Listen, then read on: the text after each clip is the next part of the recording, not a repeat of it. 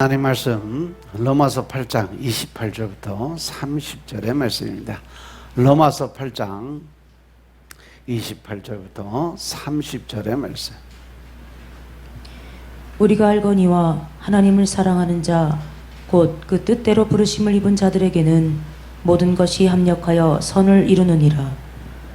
하나님이 미리 하신 자들로 또한 그 아들의 형상을 본받게 하기 위하여 미리 정하셨으니 이는 그로 많은 형제 중에서 맏아들이 되게 하려 하심이니라.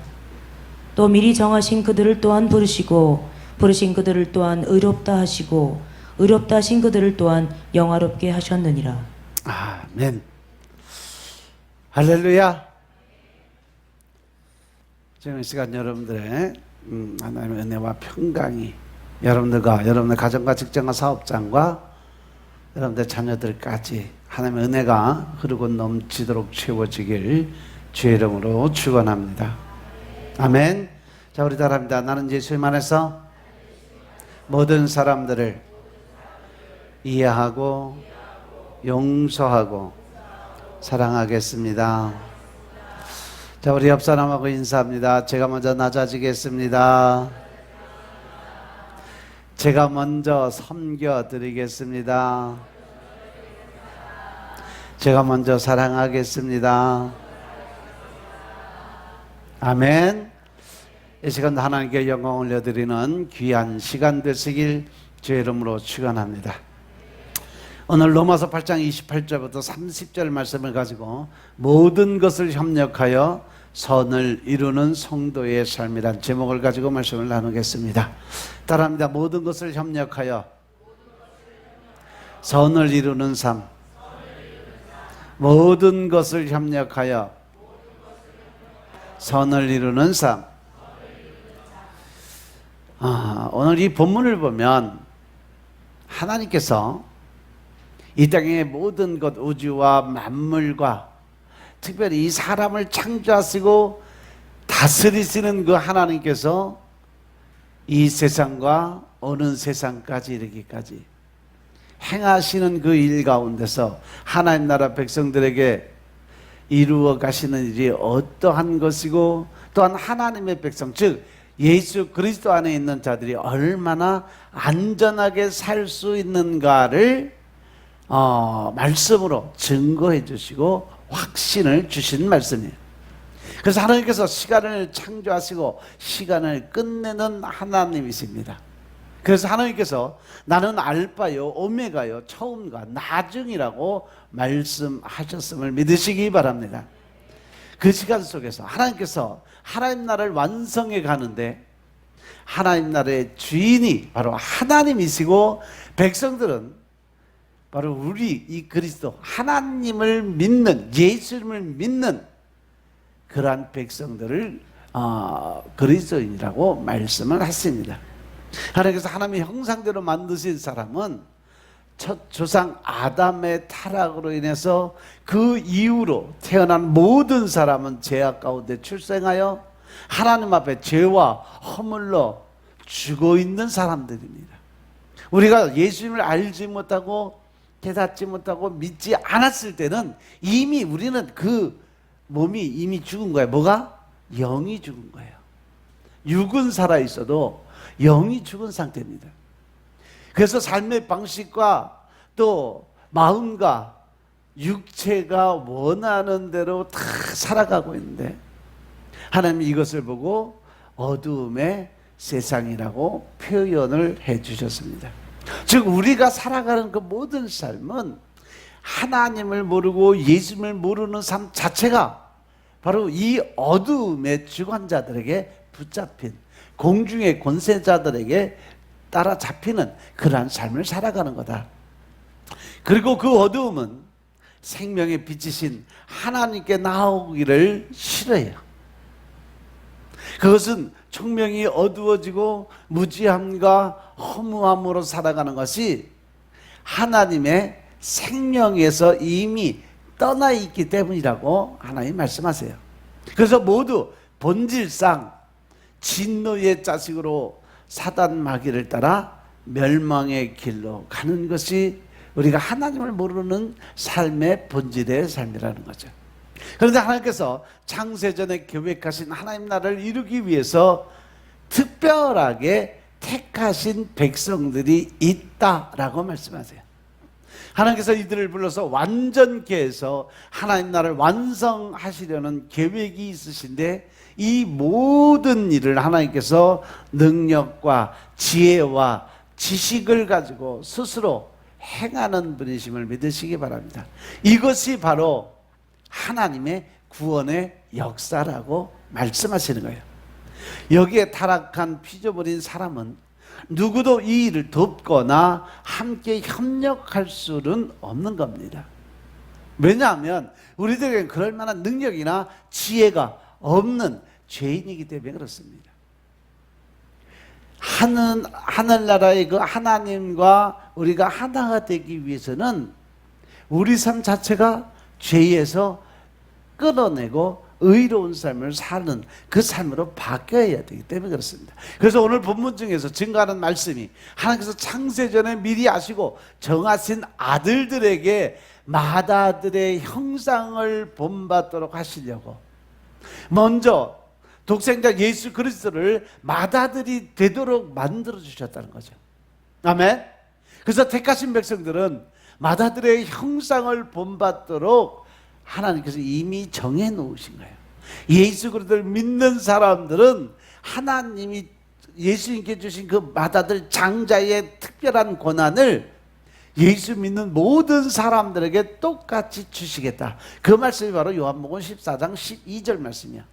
나를 믿는 자는 내가 하는 일을 그도 하겠고 나보다 더 큰 일도 행하겠다. 즉 하나님께 받은 모든 권세와 능력을 내가 그들에게 다 주겠다. 그리고 나서 나보다 더 큰 능력을 행할 수 있는 권세까지도 더해주겠다라고 말씀하셨어요.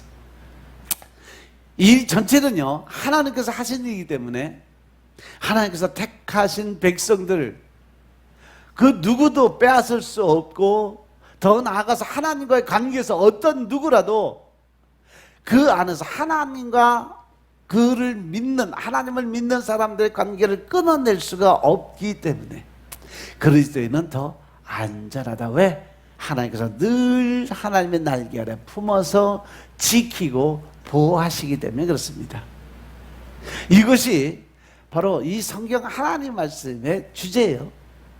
내가 너희를 얼마나 사랑하는지 아느냐? 내가 너희를 위해서 얼마나 생각을 많이 하고, 내가 너희를 위해서 얼마나 나의 모든 것을 희생했으며, 너희를 지키기 위해서 방패의 역할을 하고 요새의 역할을 하고 그 모든 것을 다 지키기 위해서, 너 하나 지키기 위해서 내가 이만큼 너를 위해 수고하고 있다는 것을 우리에게 알려주시는 것이 바로 말씀이에요. 아멘. 그래서 에베소 1장 3절에서 5절을 보시면 하나님께서 창세전에 하나님이 사랑하시는 대로 그리스도 안에서 미리 아시고 정하고 부르셨다라고 말씀하십니다. 에베소서 1장 3절부터 5절의 말씀 보겠습니다. 찬송하리로다. 하나님 곧 우리 주 예수 그리스도의 아버지께서 그리스도 안에서 하늘에 속한 모든 신령한 복으로 우리에게 복 주시되, 곧 창세전에 그리스도 안에서 우리를 택하사 우리로 사랑 안에서 그 앞에 거룩하고 흠이 없게 하시려고 그 기쁘신 뜻대로 우리를 예정하사 예수 그리스도로 말미암아 자기의 아들들이 되게 하셨으니. 아멘. 할렐루야. 우리가 하나님을 찬양드리고 경배드릴 이유는 하나님께서 우리에게 하늘에 있는 모든 그 복을 우리에게 주시기 위한 계획이 있으셨다는 거죠. 창세전에 택하신 자들을 예수 그리스도 안에서 부르셨는데, 그리스도께서는요 우리에게 뭐라 그랬어요? 마태복음 11장 28절에 수고하고 무거운 짐진 자들아 다 내게로 오라, 이렇게 부르셨어요. 누구든지 힘들고 어려운 사람, 문제를 가지고 있는 사람, 또 갈등과 고민, 열등감에 빠져서 사로잡힌 자, 모든 사람 다 내게 와라. 내가 너희를 어떻게 편안하게 쉬게 해주겠다. 그렇게 우리를 불러서 예수님을 믿게 하고 또 우리를 구원해 주기 위해서 회개의 영을 부어줘서 회개를 시키고 죄를 용서하시는 구속의 사역을 이루어 주셨는데, 우리를 불러주신 그리스도 안에서 부르신 자들의 특징이 뭐냐? 고린도전서 1장 26절부터 29절의 말씀을 보면, 형제들아 너희를 부르심을 보라. 육체를 따라 지혜 있는 자가 많지 않다. 즉 하나님은요, 똑똑하고 잘난 사람들 하나님께서 안 부른다 그랬어요. 자, 고린도서 1장 26절부터 29절 말씀 보겠습니다. 형제들아 너희를 부르심을 보라. 육체를 따라 지혜 있는 자가 많지 아니하며 능한 자가 많지 아니하며 문벌 좋은 자가 많지 아니하도다. 그러나 하나님께서 세상에 미련한 것들을 택하사 지혜 있는 자들을 부끄럽게 하려 하시고 세상에 약한 것들을 택하사 강한 것들을 부끄럽게 하려 하시며 하나님께서 세상에 천한 것들과 멸시받는 것들과 없는 것들을 택하사 있는 것들을 폐하려 하시나니 이는 아무 육체라도 하나님 앞에서 자랑하지 못하게 하려 하심이라. 아멘. 하나님께서 우리를 부르신 거는 세상에 가장 미련한 것들을 택해 주셨다 그랬어요.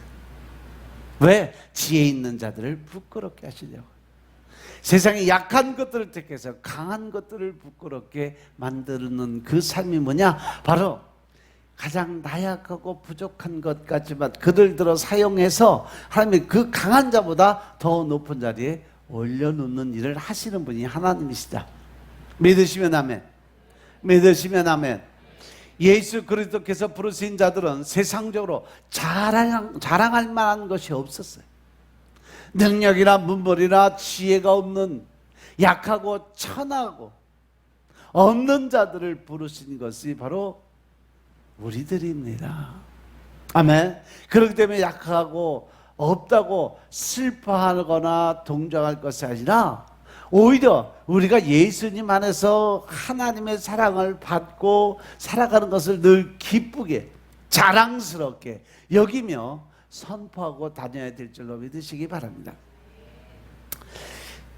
우리가 이렇게 살다 보면 스스로 잘 먹고 잘 산다고 하는 사람들은요, 거의 대부분 복음에 대해서 외면하는 사람들이에요. 복음에 대해서 은혜 안에 있는 사람들은 가장 바닥에서 진짜 죽을 수밖에 없는 자리까지 갔다가 하나님을 만나고 그 하나님의 은혜 가운데 축복받아 성공한 사람들, 그런 사람들은 절대 하나님을 안 떠나죠. 우리 스스로가 하나님 앞에서 얼마나 낮아지고 내려놓음으로 나 스스로를 죽이고 내 생각과 판단과 남을 정죄하고 심판하는 것을 얼마만큼 내려놓고 오직 하나님만 바라보고 환경 조건 따지지 않냐고 사람들 바라보지 않냐고 오직 말씀에 의지해 나갈 수 있는 그 믿음을 갖느냐 못 갖느냐, 이것이 바로 내 삶의 천국과 지옥을 이미 결정해 놓았다는 사실 명심하시기 바랍니다. 그래서 자랑할 만한 것들이 많고 또 많이 있는 사람들은 자만하고 교만해요. 그래서 하나님께 대하고 구하고 찾는 그런 일을 모르고 살아가요. 왜? 세상 살아간다. 이 세상이 끝이라고 생각하고 더 이상의 미래를 바라보지 않으니까 이 땅에서 마음껏 즐기고 누리고 내 마음대로 내 뜻대로 내 식대로 살아가는 거죠. 아무리 하나님의 선지자들 또 주의 복음의 전도자들이 와서 회개하라 천국이 가까웠느니라고 아무리 불러도 애통하거나 거기에 귀 기울이지 않냐고 오직 자기의 의로 자기의 부로 명예로 권세로 누리며 살아가는 그런 삶을 살아가고 있다는 겁니다. 하지만 하나님께서 부르신 사람들은 그리스도 안에서 자녀로 삼아 거룩하고 흠이 없게 만들어주셔서 존귀한 아들로 영원한 가운데 영원히 하나님의 영광을 누리며 함께 하실 거라고 말씀하셔. 그래서 찬양과 감사를 드리며 이것을 자랑해야 되는 것이 마땅하다라고 말씀하셨어요. 아멘. 그래서 예수님께서 우리에게 마지막 유언같이 하신 마지막 하늘 올라가시면서 하신 말씀이 뭐예요? 마태복음 11장 28절 말씀이요. 28장 10절 말씀이요. 너희는 가서 모든 사람들을 제자로 삼아라. 그리고 성부와 성자와 성신의 이름으로 세례를 주고 더 나가서 이 복음을 전하라고 말씀하셨던 거예요. 이렇게 하나님께서 정하신 뜻을 이루며 영광을 돌리기 때문에 하나님의 부르심은 결코 후회함이 없으신 하나님이심을 믿으시기 바랍니다. 그러나 우리는 우리의 행위로 인해서 부른 것이 아닌 것임을 믿으시기 바랍니다. 디모데후서 1장 9절에 보시면 하나님이 우리를 구원하사 거룩하신 부름으로 부르심은 우리의 행위대로가 아니라 오직 자기 뜻과 영원한 때 전부터, 그래서 예수 안에서 우리에게 주신 은혜대로, 하나님 우리에게 주신 은혜대로, 예수님을 믿는 그 믿음의 분량의 은혜대로 하나님이 주는 거라고 말씀하셨어요. 하나님께서 부르신 것은 우리에게 주신 은혜이신 것임을 깨달으시기 바랍니다. 내가 택함을 받은 것은 내가 잘나서가 아니라 하나님이 내게 은혜를 주셨기 때문에 내가 예수님을 알고 그 예수님을 믿고 구원의 반열로 영원의 삶을 살 수 있는 것이 하나님의 은혜였다. 근데 그 은혜는 값없이 주신 하나님의 선물이다 라고 말씀하시는 거예요. 그리고 부르신 자들을 의롭다고 하셨어요. 의롭다고 하신 것은 그리스도 안에서 부르신 자들에게 십자가에서 죄의 대가를 치르시고 용서해 주심으로 단순한 용서가 아니라 영원한 속죄예요. 그래서 하나님께서는요, 너희가 나에게 고백한 그 모든 죄를 내가 다시는 기억지 않냐고, 저 해저 깊은 곳에 묻어놓고 뒤도 돌아보지 않겠다, 절대로 기억도 하지 않겠다라고 말씀하셨어요. 우리가 하나님 앞에 드려진 우리 입술로 고백한 모든 죄는 이미 죄사함을 받았다는 사실 명심하시기 바랍니다. 이미 우리는 하나님께 내가 죄사함을 받았느니라 말씀하셨음을 믿으시기 바랍니다. 그리고 이것을 성령을 통해서 마음 가운데 기억하도록 죄와 불법을 기억하지 아니하겠다라고 말씀하셨어요. 그리고 로마서 8장 1절부터 3절의 말씀 보면 예수님을 믿는 사람들에게 뭐가 없다? 결코 정죄함이 없다라고 말씀하셨어요. 왜? 그것은 우리를 예수 그리스도와 하나로 연합해 주기 때문에 그렇습니다. 로마서 8장 1절부터 3절 말씀 보겠습니다. 그러므로 이제 그리스도 예수 안에 있는 자들에게는 결코 정죄함이 없나니 이는 그리스도 예수 안에 있는 생명의 성령의 법이 죄와 사망의 법에서 너를 해방하였음이라. 율법이 육신으로 말미암아 연약하여 할 수 없는 그것을 하나님은 하시나니 곧 죄를 인하여 자기 아들을 죄 있는 육신의 모양으로 보내어 육신의 죄를 정하사, 조금만 더 읽어라. 육신을 좇지 않고 그 영을 좇아 행하는 우리에게 율법의 요구를 이루어지게 하려 하심이니라. 아멘.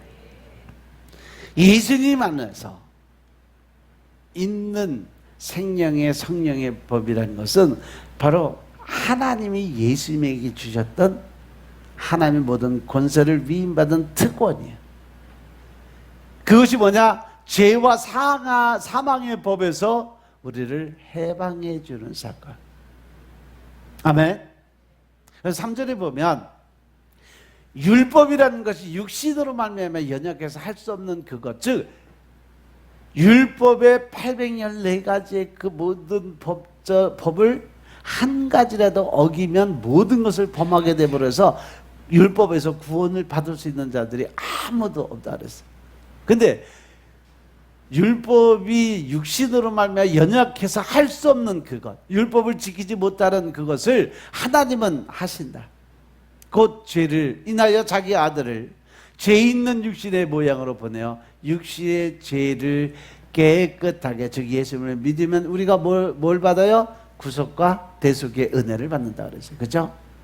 그래서 그 구속과 대속의 은혜는 내가 모든 가지던 죄를 예수님께 다 팔아먹고 내게 하나님이 주신 은혜가 임하게 되면 우리는 죄인에서 무엇으로 바뀐다? 의인으로 바뀐다. 처음에 하나님, 태초에 하나님이 우리를 창조하신 그 원본적인 모습 그대로 우리 안에 모든 죄성이 사라지고 이제는 하나님의 거룩한 영으로 거듭난 새 영 새 마음으로 바뀌는 그러한 삶을 살게 된다는 거죠. 그래서 그 죄를 인하여 자기 아들을 죄 있는 육신의 모양으로 보내서 육신의 죄를 정하고 4절 육신을 쫓지 않고 그 영을 쫓아 행하는 우리에게 율법의 요구를 이루어지게 하려 하심이니라. 하나님 예수님께서 이 땅에 오셔서 그 모든 구속과 대속의 은혜를 십자가에서 죽으심이 우리를 깨끗게 만들어서 하나님의 자녀로 죄인에서 의인으로 만들기 위한 하나님의 계획과 프로그램 안에 있었기 때문이라고 말씀하세요. 예수님께서 죄를 알지도 짓지도 않으신 오직 한 분, 그분만이 의로우신 분이세요. 생각과 말과 행위 모두 온전하신 분으로 오직 하나님의 영광을 위해서 순종하는 삶을 살았던 분. 그래서 그 의로운 삶, 순종과 하나님의 말씀의 절대적 순종과 복종의 삶을 우리에게 요구하시면서 그대로 따라오라고 하신 그분. 그래서 예수님께서는 우리의 대속물로 합당한 제물이 되실 수 있다는 거죠. 구속이라는 것은 내가 내 안에 있는 모든 죄를 팔아먹을 수 있고 그래서 죄인에서 의인으로 바뀌는 과정이었고, 대속이라는 것은 바로 구속의 은혜로서 내 영이나 속은 깨끗해졌는데 육신의 죄성은 그대로 남아있어요. 그래서 예수님이 그 죄의 본체를 없애주고 새로운 육신을 주기 위해서 예수님이 그 죄된 몸을 가지고 죽으셨다는 거죠. 그리고 나서 우리에게 새로운 육신을 허락하신 것이 바로 지금 우리가 예수를 믿는, 그래서 구속과 대속의 은혜를 받고 살아가는 지금 여러분들의 모습입니다.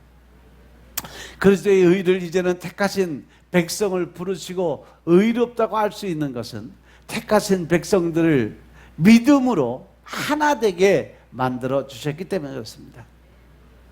예수 그리스도의 죽으심과 장사 지냄과 사흘 만에 부활과 또 50일 만에 40일 만에 승천하는 모든 일에 하나로 연합을 시켜 주심으로 인해서 우리를 그리스도와 똑같은 그러한 권세자로 만들어 주셨음을 믿으시기 바랍니다.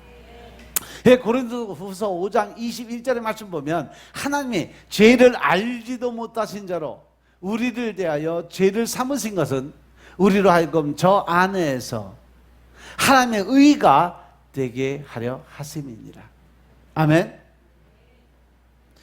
우리가 죄인이기 때문에 예수님이 죄를 짓지 않은 상태 이 땅에 오셔서 죄인이 되고 그 죄인으로 인해서 십자가에 못 박혀 돌아가신 것은 바로 그 예수님의 그 안에 하나님 모든 권세와 능력을 가진 하나님의 의, 즉 예수님 본체 자체를 하나님의 의가, 즉 우리가 하나님의 그 모습으로 형상을 닮아가게 만들기 위해서 계획하신 일이었다는 거예요. 하나님께서는요 그리스도 안에서 의롭다 하시는 것을 믿음을 통해서 은혜로 주신 것임을 믿으시기 바랍니다. 로마서 3장 25절 26절 말씀 보겠습니다. 로마서 3장 25절 26절의 말씀을 보시면 이 예수를 하나님이 그의 피로 인하여 믿음으로 말미암는 화목제물로 세우셨으니 이는 하나님께서 길이 참으시는 중에 전에 지은 죄를 간과하심으로 자기의 이로우심을 나타내려 하심이니 곧 이때 자기의 이로우심을 나타내사 자기도 의로우시며 또한 예수 믿는 자를 의롭다 하려 하심이니라. 아멘. 예수님께서 이 땅에 오셔서 돌아가신 이유는 예수님의 그 의로운 삶을 우리에게 의로운 삶으로 바꿔주기 위한 계획이었다. 그래서 예수님 안에서 죄사함과 의롭다 하심을 얻은 것이 바로 하나님의 구원의 계획이었다는 거죠. 이것이 언제부터? 창세 전부터 이미 하나님은 계획을 하고 계셨다. 그런데 이것은 구원의 처음 단계에 불과하다는 거죠. 그리고 이로부터 구원을 이루어가는데 그것은 오늘 본문의 말씀 중에 증거된 것처럼 우리가 하나님의 아들의 형상을 본받아야 된다는 전제 조건이 있어요. 하나님의 권세와 능력을 우리가 받고 그것을 사용할 수 있는 것은 예수님을 닮아가는, 예수님의 뒤를 따라가는, 예수 그리스도의 도를 따라가는 삶을 살아야 한다는 전제 조건이에요.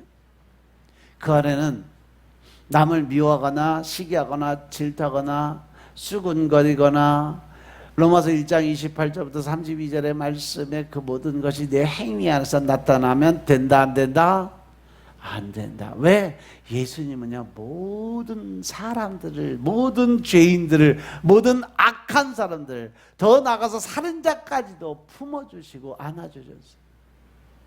그리고 그들이 변화되고 그들이 회개를 통해서 천국을 허락하신 분임을 믿으시기 바랍니다. 그리고 나서 이제 29절 보면은요, 하나님이 미리 아신 자들로 또한 그 아들 형상을 본답게 하기 위해서 미리 정하셨다고 그랬어요. 이는 그로 많은 형제 중에서 맏아들이 되기, 장자의 축복권을 허락하기 위한 하나님의 계획이다. 아멘. 예수 그리스도께서 맏아들이 되시는 것이 바로 하나님의 목적이었다는 것이에요. 그래야 예수님이 장자의 권한을 가지고 내려와야 우리가 이 땅에서 하나님께 그 장자의 권한을 이양받을 수 있기 때문에 그렇습니다. 궁극적인 목적은 독생자 예수 그리스도의 영광을 위해서 그렇다는 것입니다. 그런 많은 형제 중에서 맏아들이 되게 하려 하심이라. 이것이 하나님의 목적이 됐다. 이 목적 안에 가입되어 있는 것이 바로 우리 그리스도인들이 예수님의 형상을 본받아야 된다라는 조건을 충족시켰을 때 할 수 있는 일이다.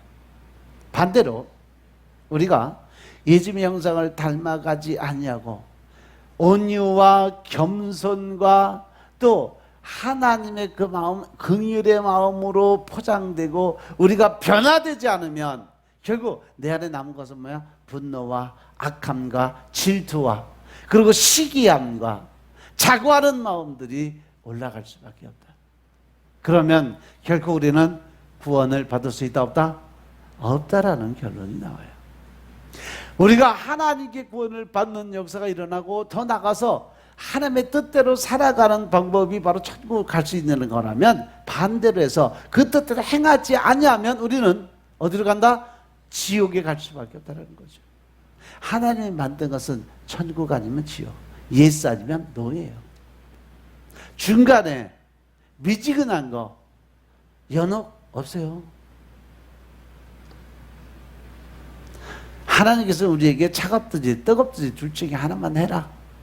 만약에 네가 미지근하게 이것도 아니고 저것도 아니고 중간에서 왔다 갔다 하면서 헛된 세월 보내면 너는 내 입에서 토하여 내쳐버리겠다라고 말씀하신 분이 하나님이심을 믿으시기 바랍니다. 따라서 우리가 예수님을 닮아가는 삶, 이것이 우리에게 해당되는 하나님의 목적이 이끄는 삶이 되는 거예요. 하나님의 목적이 이끄는 삶, 그것은 바로 하나님의 말씀의 뜻대로 순종하고 예수님을 닮기 위해서 노력하고 더 나아가서 하나님의 뜻을, 하나님의 계획을, 더 나아가서 하나님의 사랑을 이 땅에 하나님을 알지 못하는 사람들에게 전하는 것이 우리가 목적이 이끄는 삶 속에 들어가는 거예요. 왜? 예수님이 그렇게 살으셨으니까. 내가 이렇게 살았으니까 너희도 이렇게 사는 것이 마땅하니라 하신 말씀을 기억하시기 바랍니다. 이 아들의 영광을 보여주시려는 하나님의 근본적인 뜻은 어떻게 우리에게도 아들의 형상을 본받게 되는 놀라운 약속을 하신 것임을 깨달으시기 바랍니다.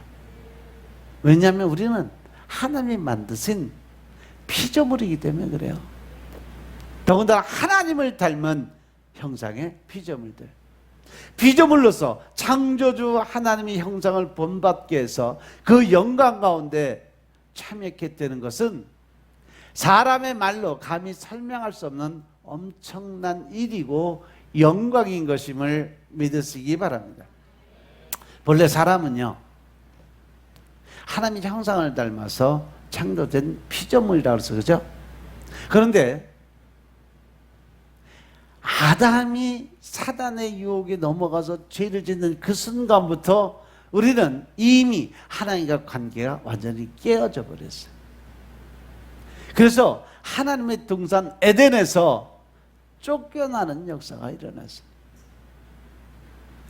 그 하나님의 보호 안에 있는 에덴 동산에서 쫓겨나는 그 순간부터 우리는 세상의 권세 잡은 자, 즉 사단 마귀의 부하가 돼서 살아갈 수밖에 없었다는 것이죠. 전적으로 부패하고 타락해서 아무런 능력이 없는 무능한 자가 되어버렸다는 거예요. 그리고 하나님 앞에 이미 그 영이 죽은 자가 됐어요. 겉으로 살아서 육신은 살아 움직이는, 그래서 내 뜻과 내 자아만 커지는, 내 고집만 아집만 커지는 그런 삶을 살아가는 존재로 변해버렸다는 거죠. 이것을 하나님께서 안타깝게 여기시고 예수 그리스도 이 땅에 보내주셔서 예수님 안에서 우리를 다시 살리게 하시는 것이 하나님의 뜻과 계획이었음을 깨달으시기 바랍니다.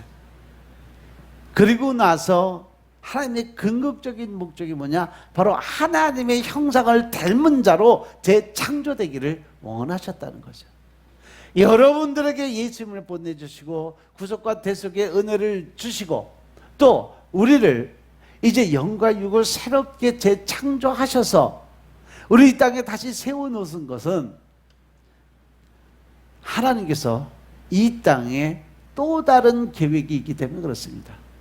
그 땅이 뭐예요? 그 계획이 계시록 21장 새하늘과 새 땅의 본질이 뭐냐? 하나님의 보좌가 이 땅으로 내려와서 바로 이것이 낙원이 되게 만든 에덴 동산이 되는 그러한 삶을 하나님께서 계획을 가지고 있다는 것을 실천하기 위한 하나님의 계획이에요. 믿으시면 아멘. 그래서 하나님은요, 이 땅에 또 다른 에덴 동산을 만들기 위해서 부탄히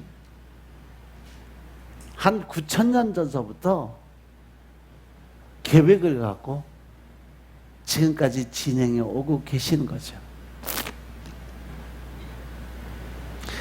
여러분들 요즘 과학자들이 이 세계의 그 모든 걸 이렇게 확정하고 추정하는 연도수를 보면 뭐 몇십억 년, 몇백억 년 엄청난 연도수를 얘기를 하는데 다 뻥이야. 이 땅이 창조된 것은 성경의 구조 안에서 성경의 틀을 벗어날 수가 없어요. 근데 그 성경의 연도가 약 한 8,000년, 8,500년? 그러니까 9,000년 이후로 넘어간 뭐 만년, 뭐 몇십만 년, 몇억만 년 다 뻥이에요. 창조과학적으로 들어가 보면 요즘에 그거서 설교하시는 목사님들 많이 계세요. 창조과학의 논리에서 성경을 빗대로 해서 그 설명을 쭉 해주는데 한 8,000년, 8,500년 그 정도의 연도밖에 돼. 지구의 역사가 하나님이 이 땅을 만들어 놓은 것이, 그래서 처음 아무것도 없는 상태에서 하나님의 말씀으로 이 세상을 창조하신 것이 창세기 1장에 나오죠. 그게 8,500년 전의 얘기예요. 그러니까 과학적으로 증명되는 모든 9,000년 이상 되는 모든 이야기들은 다 뻥이야, 거짓말이야. 우리가 하나님을 믿는 하나님의 사람들로서 우리는 말씀에 의지해서 그 말씀이 그 근본적 구분의 틀을 벗어나면 안 돼요. 제가 전에도 한번 말씀드렸지만 다윈의 진화론적인 그 말씀이 성립되려면 단적으로 얘기하면 지금도 원숭이는 사람으로 변해가고 있어야 된다. 그래야 그게 정선이 되는 거예요. 그죠? 어느 날 갑자기 원숭이가 사람이 되는 과정을 거쳐서 계속 해서 지금 인류의 조상이 됐다면 지금 있는 원숭이를 왜 자기 조상인데 구박을 하고 저 구경거리 만들어 놓고 왜 이렇게 죽이고 그거 갖다가 또 잡아먹고.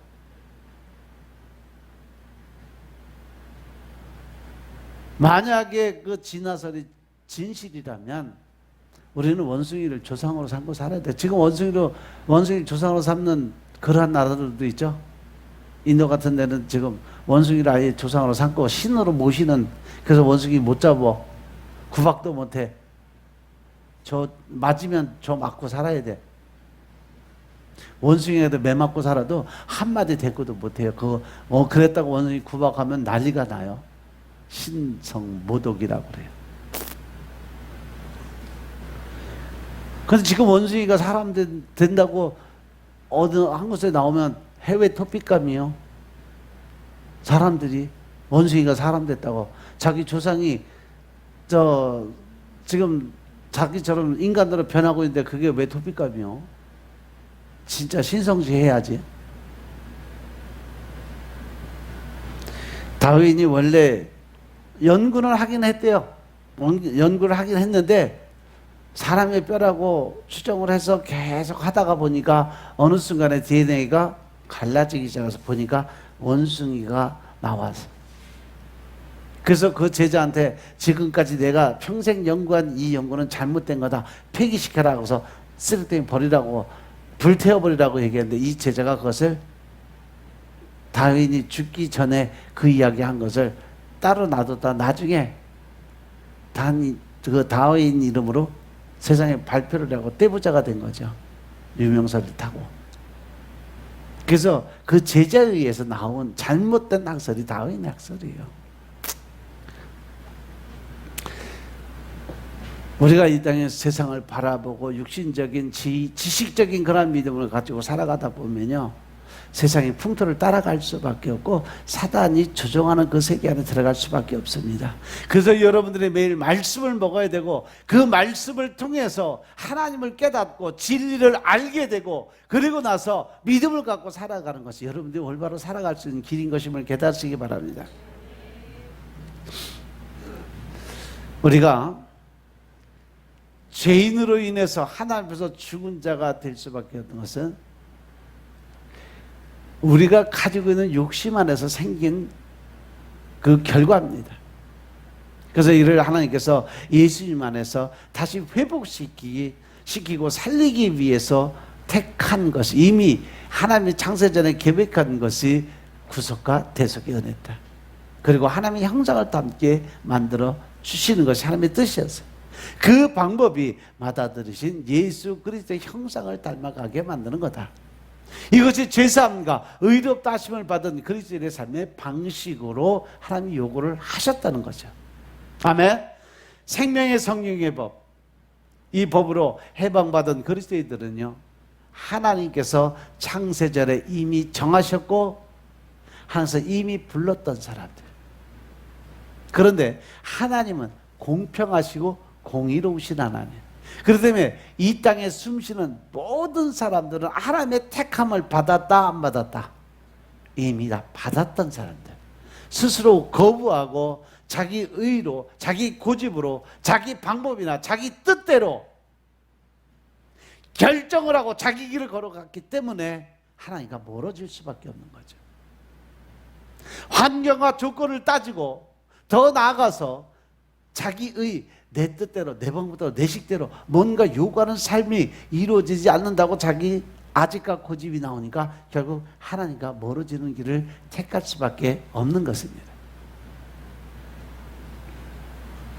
그러니까 하나님의 뜻은 바로 하나님의 영광을 위해서 살아가면서 예수 그리스도의 형상을 본받아 하나님의 형상을 닮은 자로 바뀌어야 되는데, 나는 내 의가 앞서고 내 식이나 환경과 조건 바라보고 사람들 쳐다보니까 결국은 나는 세상을 향해서 갈 수밖에 없는 결정을 내려. 그러니까 결국 하나님하고는 상관이 없는 삶을 살게 될 수밖에 없다. 그래서 주 예수 그리스도의 마음을 배우고 하나님의 말씀을 가르침을 받아서 그 말씀의 뜻대로 살아가는 것, 이것이 바로 하나님의 뜻에 합당한 자가 된다는 사실을 명심하시기 바랍니다. 그것은 그리스도의 형상을 닮아가는 길이고 하나님을 닮아가는 형상의 삶인 것임을 깨달으시기 바랍니다. 따라서 산다는 것은 생각하고 말하고 행동하는 거예요. 그리스도의 생각은 그래서 예수님을 닮기 위해서 예수님을 더 많이 알아야 되고, 하나님을 닮기 위해서 하나님을 더 많이 알아야 되는 그러한 삶을 살아야 돼요. 그 하나님을 많이 알고 예수님을 많이 아는 삶의 근본은 어디에 있다? 말씀 안에 있다라는 거죠. 왜? 그 말씀 안에 하나님의 뜻과 하나님의 방법과 하나님이 요구하시는 삶, 하나님의 의를 드러내는 그 모든 삶들을 다 기록해놔서, 그래서 너는 이 말씀을 듣고 보고 배우고 행하라고 말씀하셨던 거예요. 아멘. 계시록 1장 3절의 말씀처럼 하나님의 복 받는 비결은 하나님의 이 말씀을 읽고 듣고 행하는 자라야 복을 받는다라고 말씀하신 거예요. 여러분들 살면서요, 힘들고 어렵고 혼란이 오고 생각의 영으로 붙들릴 때 제일 먼저 여러분들 뭘 뺏기는지 아세요? 하나님 말씀을 못 읽게 만들어요. 하나님 말씀을 못 읽게 만드니까 그 뒤에 뭐가 안 돼? 하나님과 교제가 안 되니까 기도가 끊어져요.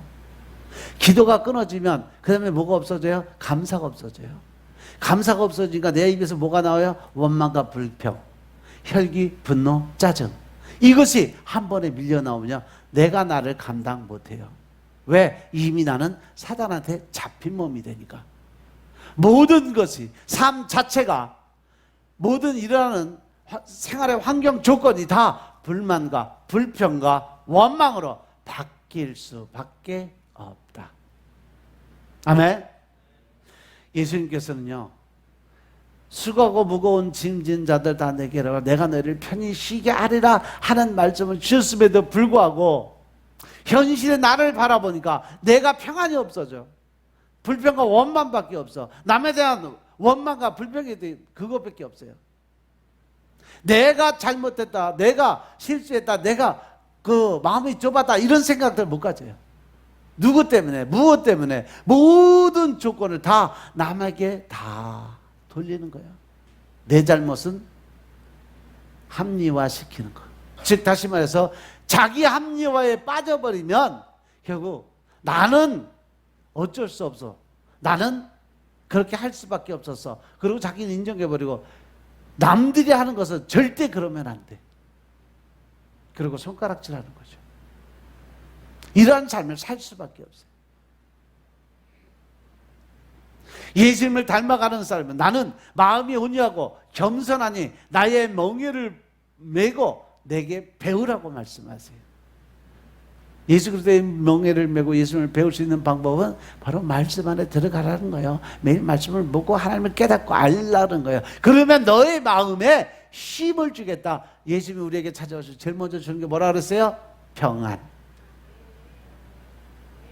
말씀 안에서 우리가 하나님을 만나고 하나님을 깨닫고 순종하는 삶을 살아갈 때 하나님은 우리에게 평안한 마음을 주세요. 그것이 바로 그러면 너희 마음이 쉼을 얻는다. 마태복음 11장 29절 말씀입니다. 그러한 평안과 위로가 있을 때 우리는 하나님의 자녀로서 인정받을 수 있는 거예요. 예수 그리스도의 마음은 바로 겸손과 온유입니다. 이 마음으로 예수님께서 말씀하시고 행동하신 것을 본받고 따라오라 하는 말씀이에요. 그래서 그리스도를 대신해서 어그러지고 거스르는 세상에서 생명의 말씀을 밝히는 사신이 되어 살아가라는 것이죠. 그리고 예수님이 사신 삶, 그것이 바로 어떤 삶이요? 자기를 부인하고 십자가를 쫓아가는 삶. 이것이 바로 그리스도의 형상을 본받는 삶이다. 왜냐? 예수님이 그렇게 사셨으니까. 하나님인 것을 부인하고 인간의 모든 죄를 짊어지고 십자가에서 죽으심이니라. 이렇게 살아가도록 생명과 함께 그 능력을 우리에게 주셨고 우리 안에 거하시는 성령님께서 이러한 삶을 살게끔 도우시는 하나님이 바로 성령 하나님. 근데 그 성령님이 우리 안에 오시게 하시려면 요한복음 15장 17절 말씀처럼 네가 내 안에 들어오고 내 말이 너 안에 거하게 될 때 네가 원하는 모든 거 이루어 주겠다. 내가 회개를 통해서 하나님 안에 먼저 들어가고 내 말이 네 안에, 즉 하나님의 말씀을 내가 매일 먹고 살아갈 때 성령의 임재를 통해서 우리는 하나님의 뜻을 깨닫고 순종하는 삶과 복종하는 삶을 살아갈 때 하나님이 우리에게 복을 허락하시겠다는 말씀입니다. 사도 베드로는 이를 신의 성품에 참여케 하신 것이라고 증거를 합니다. 베드로후서요 1장 1절부터 4절의 말씀 보면 1장 2절부터 4절의 말씀 보면 하나님과 우리 주 예수를 알므로 은혜와 평강이 너에게 더욱 많을지어다. 하나님의 은혜와 평강이 우리에게 오는 것은 바로 하나님 예수 그리스도를 많이 알아야 올 수 있다라는 전제 조건을 걸어놔요. 그리고 그의 신기한 능력으로 생명과 경건에 속한 모든 것을 우리에게 주셨어요. 즉 우리가 예수님을 닮아가고 말씀 안에 들어갔을 때 성령님이 우리에게 동행하게 되실 때 하나님의 권세와 능력, 사도행전 1장 8절 말씀이죠. 오직 너에게 성령이 임했을 때, 할렐루야. 그때 하나님은 하나님의 권세와 능력을 우리에게 주심으로 해서 우리가 온 유다 사마리아 땅 가서 복음의 증거자가 될 수 있는 권한이 된다. 베드로후서 1장 3절의 말씀도 마찬가지예요. 그의 신기한 능력으로 생명과 경건에 속한 모든 것을 우리에게 주시는 것이 바로 성령님의 능력이다.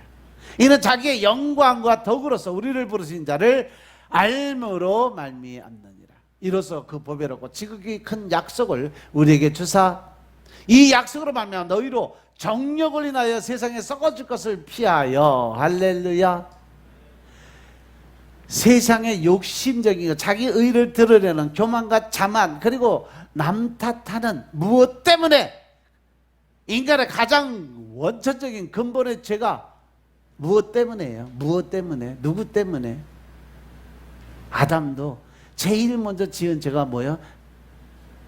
무엇 때문에요?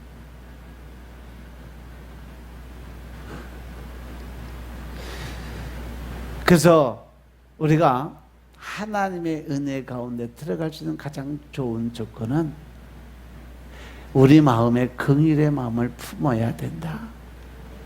즉 하나님의 마음을 품어야 되는 거예요. 이 3절에 하나님의 능력으로 생명과 경건에 속한 모든 것을 우리에게 줬다고 했는데 이를 적용하는 것은 바로 하나님과 우리 주 예수 그리스도를 아는 지식으로 말미암는다.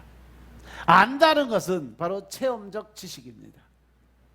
하나님께서 우리에게 베푸신 은혜와 사랑을 우리의 삶을 통해서 깊은 체험을 통해서 얻은 하나님이 주신 지혜와 지가 총명의 영의 발달이 바로 체험적 신앙이에요.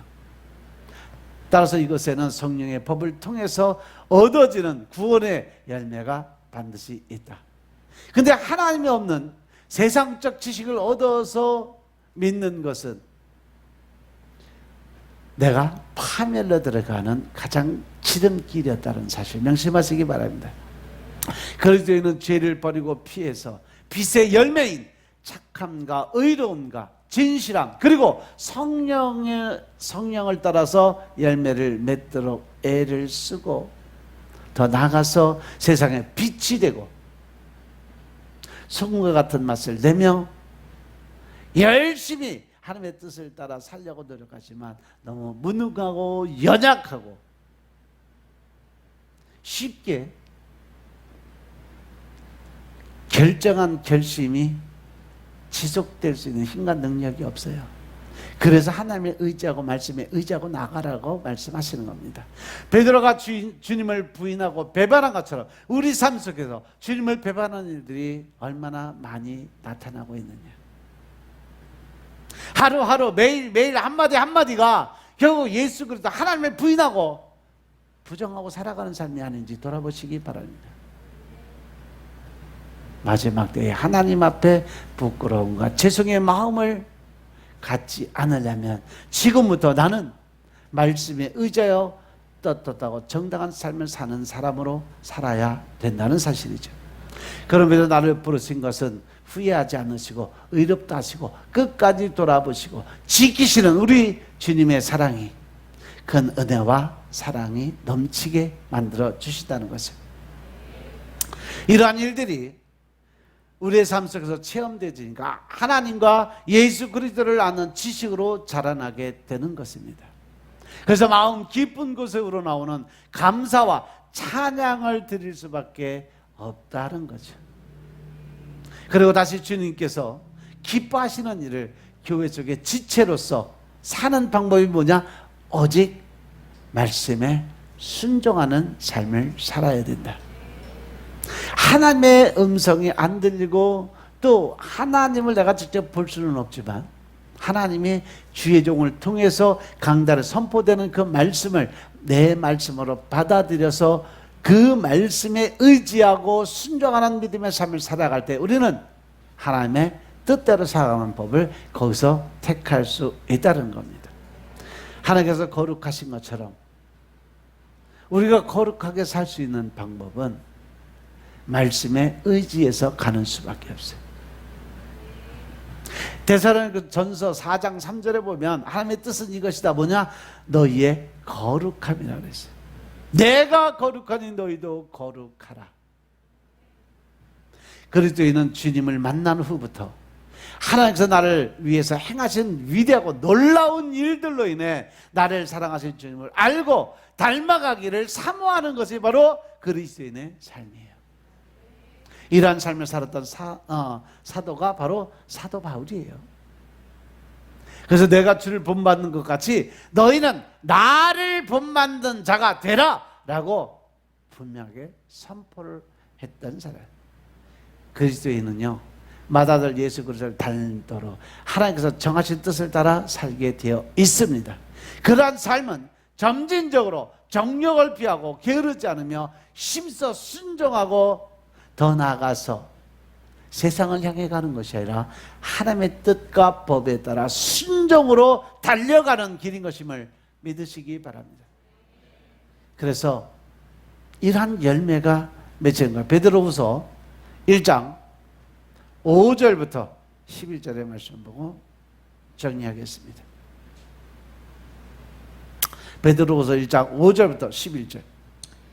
이러므로 너희가 더욱 힘써 너희 믿음의 덕의 지식을, 지식의 절제를, 절제의 인내를, 인내의 경건을, 경건의 형제의 우애를, 형제의 우애의 사랑을 공급하라. 이런 것이 너희에게 있어 흡족한즉 너희로 우리 주 예수 그리스도를 알기에 게으르지 않고 열매 없는 자가 되지 않게 하려니와, 이런 것이 없는 자는 소경이라 원시치 못하고 그의 옛죄를 깨끗게 하심을 잊었느니라. 그러므로 형제들아 더욱 힘써 너희 부르심과 택하심을 굳게 하라. 너희가 이것을 행한즉 언제든지 실족지 아니하리라. 이같이 하면 우리 주 곧 구주 예수 그리스도의 영원한 나라에 들어감을 넉넉히 너희에게 주시리라. 아멘. 할렐루야. 바로 하나님 안에서 살아갈 때 맺혀지는 열매가 이런 거다라고 설명해 준 거예요. 에베소서 5장 22절 이후에 그 말씀에 성령의 9가지 열매만 맺는 것이 아니라 바로 우리는 믿음 안에서 말씀의 행함으로 나타내 보이는 그 삶 속에 나오는 열매가 엄청나게 많이 있다는 사실을 명심하시기 바랍니다. 하나님께서 이루시는 구원의 다음 단계는 영화야. 영화라는 것은 영광스럽게 만드는 것, 영광의 옷을 입히는 것을 의미해요. 하나님께서 우리의 하나님이신 것은 우리를 구원하셨기 때문에 그렇습니다. 하나님께서 우리를 죄로부터 구원하시기 위해서 친히 사람의 몸을 입고 오심으로 구원자가 되셨기 때문에 그렇습니다. 아멘. 이 일을 마치신 예수님께서는 하나님 우편의 영광과 존귀로 관을 쓰고 앉아 계시는 거죠. 히브리서 9장 10절, 2장 9절 10절의 말씀 보면 우리가 천사들보다 잠깐 동안 못하게 하심을 입은 자 곧 죽음의 고난을 받으시면서 영광과 존귀로 관서신 예수를 보니 이를 행하심은 하나님의 은혜로 말미암아 모든 사람의 죽음을 맛보게 하려 하심이니라. 예수님께서 죽음을 맛보신 이유는 10절에 보면 많은 사람들을, 많은 아들을 이끌어서 영광에 들어가게 하시는 일을 위한 것이라고 말씀하셨어요. 그래서 이것을 마치시고 지금 영광과 존귀로 관을 쓰고 계신데 많은 아들은 택하신 백성이었다는 것이죠. 여러분들 모두가 다 예수 그리스도 하나님의 아들이었음을 깨달으시기 바랍니다. 이날을 하나님의 모든 백성이 사모하지만 로마서 8장에는 피조물이 고백하는 바라고 증거한다 그랬어요. 로마서 8장 19절에 피조물에 고대하는 바는 하나님의 아들들이 나타나는 것이다. 이날은 우리의 몸속에 구속적 부활의 생명이 임하게 되는 그러한 날입니다. 따라서 우리가 많은 시간에 하나님의 뜻과 의를 깨닫고 믿음 안에서 살아갈 수 있는 가장 분명한 이유는 말씀을 이제 나아가는 여러분들의 삶이 이제 새 영, 새 마음으로 바뀌고 새 육신과 새 영을 받는 그 순간에 여러분은 영생의 삶을 얻게 된 구원자라는 사실을 믿으시기 바랍니다. 따라서 이 대전생교회 모든 성도들이 한 분도 빠짐없이 하나님의 은혜 가운데 제외됨이 없이 이 자리에서 하나님께 찬양과 경배와 영광을 올려드리는 삶을 사시길 주님으로 부탁드립니다. 그렇게 되도록 창세전에 계획을 세우시고 우리를 부르신 그분이 하나님 아버지이심을 믿으시기 바랍니다. 그래서 늘 이번 한 주간도 하나님 앞에 온전히 우리가 무릎 꿇고 머리 숙여 기도드리며 모든 영광과 존귀를 하나님께 올려드리고 먹든지 마시든지 무엇을 하든지 다 주님의 영광을 위해서 살아갈 수 있는 하루가 되시길 주의 이름으로 축원합니다. 아멘. 기도드리겠습니다. 사랑과 은혜가 충만하신 아버지 하나님, 오늘도 모든 것이 협력하여 선을 이루는 성도의 삶을 살아가게 하여 주심을 감사드립니다. 거룩하게 구별된 그런 성도의 삶이 우리 삶 속에 늘 나타내 보여지게 하여 주옵소서. 우리가 믿음 안에서 하나님의 영적인 권세와 능력의 힘을 얻게 하여 주시고 이제 더 큰 하나님의 사랑을 나누고 베푸는 과정에서 하나님의 뜻을 깨닫고 순종과 복종의 믿음을 갖게 하시고 예수님의 뜻을 따라 살아가는 하나님의 백성들 다 될 수 있도록 축복하옵소서. 이번 한 주간도 오직 주님을 영광에 살게 하시고 땅끝까지 복음 전도자 사명 감당케 하시고 매일매일 하나님과 교제를 통해서 영의 양식을 먹고 영원히 살아 움직일 수 있는 삶을 살게 하옵소서. 모든 말씀으로 주 예수 그리스도의 이름으로 감사드리며 기도드려 사옵나이다. 아멘.